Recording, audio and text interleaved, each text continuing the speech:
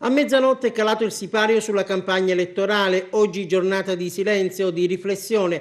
Domani la parola agli italiani, oltre 46 milioni chiamati alle urne per pronunciarsi con un sì o con un no. Appuntamento importante della vita politica e della storia del nostro paese. L'elettore leggerà sulla scheda che si troverà fra le mani, entrando nella cabina, questo quesito. Approvati il testo di legge concernente disposizioni per il superamento del bicameralismo paritario, la riduzione del numero dei parlamentari, il contenimento dei costi di funzionamento delle istituzioni, la soppressione del CNEL e la revisione del titolo quinto della parte seconda della Costituzione.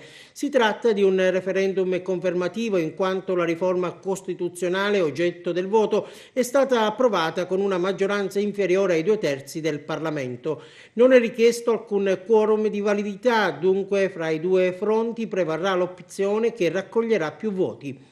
Seggi aperti dalle ore 7 alle ore 23. Subito dopo cominceranno le operazioni di scrutinio. Se dovesse vincere il sì, la riforma Boschi entrerebbe in vigore il giorno seguente a quello della pubblicazione nella Gazzetta Ufficiale, anche se la maggior parte delle disposizioni troverebbero applicazione dalla prossima legislatura. Se dovesse vincere invece il no, resterebbe in vigore l'attuale Carta Costituzionale e la riforma proposta verrebbe cancellata.